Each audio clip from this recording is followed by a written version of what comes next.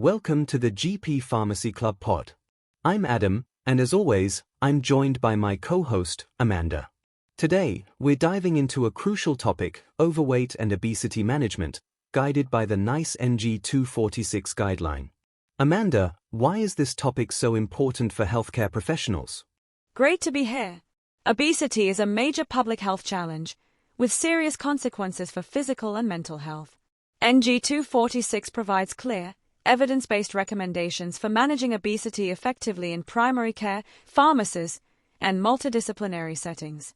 It also emphasizes the role of digital technologies in weight management, which we will discuss later in the episode. Let's start with the general principles of care. One key aspect of this guideline is ensuring non-judgmental communication. Amanda, how can healthcare professionals implement this in practice? It's all about patient-centered care. Healthcare professionals should be mindful of language, using terms like living with overweight instead of obese to avoid stigma. Additionally, shared decision-making is crucial. This means engaging patients in discussions about their weight management goals while considering their mental health, socioeconomic status, and lifestyle factors. That's a great point. The guideline also highlights the need for structured follow-ups, ensuring continuity of care through primary and specialist services. That all-important word, prevention, comes up in the guidance, and NG246 highlights some great strategies. Schools, workplaces, and public health campaigns all play a role in promoting healthier lifestyles. Right, and that includes promoting physical activity, ensuring access to healthy food, and addressing lifestyle habits early on, especially in children and high-risk populations. The role of pharmacists and GPs in prevention is growing too. The guideline also emphasizes that digital tools like health apps and online tracking systems can support individuals in maintaining healthy lifestyles. Now, let's talk about identifying obesity. The guideline still emphasizes BMI, but also highlights waist-to-height ratio as a key indicator of central adiposity. Exactly. Waist-to-height ratio is crucial because people with excess abdominal fat have higher cardiometabolic risks, even if their BMI seems normal. And for certain ethnic groups, like South Asian or Black African individuals, lower BMI thresholds should be used for risk assessment.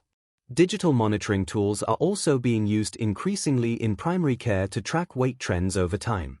So, once we identify overweight or obesity, how do we discuss results sensitively? It's all about approach. The guideline advises asking permission before discussing weight, presenting results in a supportive way, and offering appropriate referrals.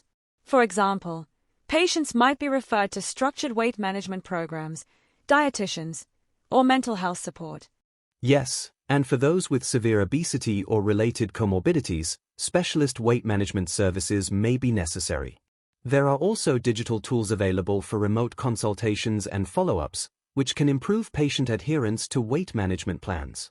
We also need to consider behavioral, diet, and physical activity interventions. This is the foundation of weight management, structured programs that help patients change their habits in a sustainable way. Agreed. Encouraging goal setting, self-monitoring, and family involvement can improve long-term success. Pharmacists and GPs should emphasize that even small lifestyle changes can lead to significant health benefits. The guideline also highlights the role of digital interventions like mobile apps, online coaching, and virtual support groups in promoting healthy habits.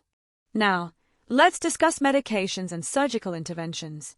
Adam, what are the key medicines recommended in NG246? NICE outlines a few pharmacological options. Before we look at the specific medicines, it is important to note that the BMI thresholds are usually reduced by 2.5 kilograms per square meter for people from South Asian, Chinese, other Asian, Middle Eastern, Black African or African Caribbean ethnic backgrounds. In addition, the injectable medications should not be used in pregnancy or women of childbearing potential not using contraception.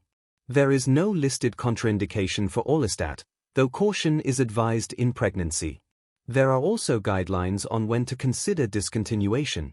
So, here is the list of medications. The first one is orlistat.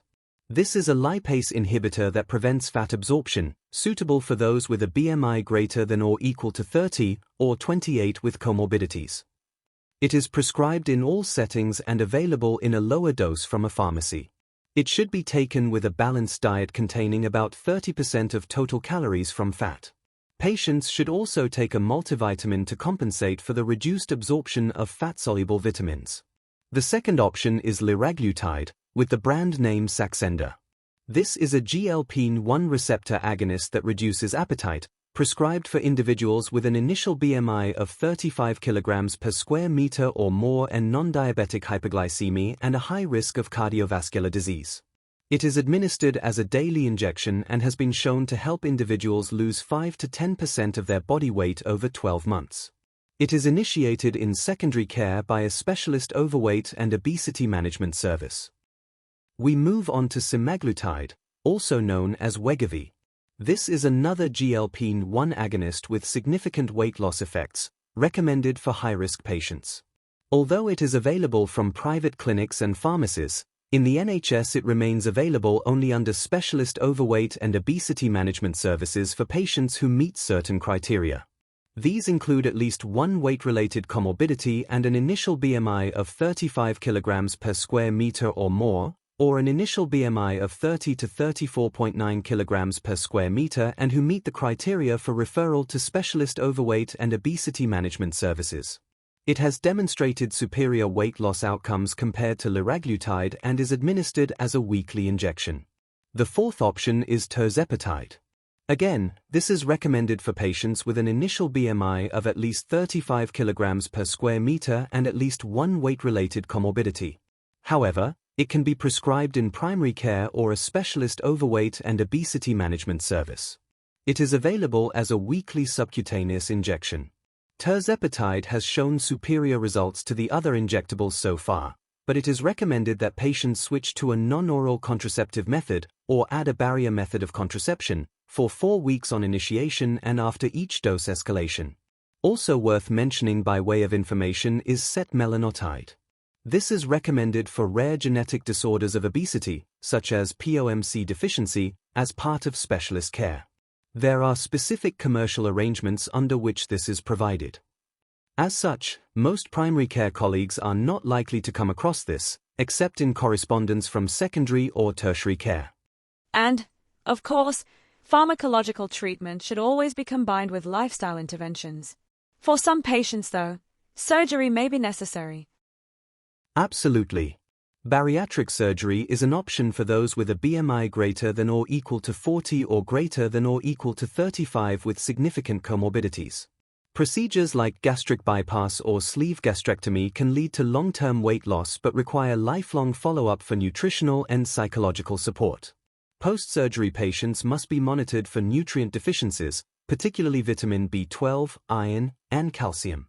The guideline also discusses the use of digital tools in postoperative care, such as mobile applications to track dietary intake and physical activity after surgery.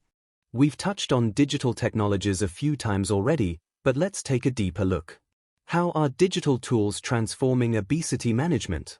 The guideline recommends the use of mobile apps, wearable technology, and online coaching to provide continuous support.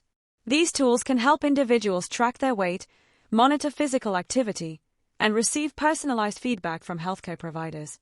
That's right.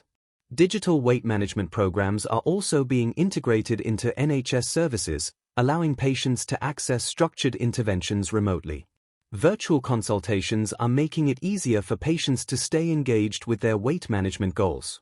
Pharmacists and GPs have a huge role to play. We need to be proactive in offering weight management advice, referring patients to appropriate services, and monitoring their progress.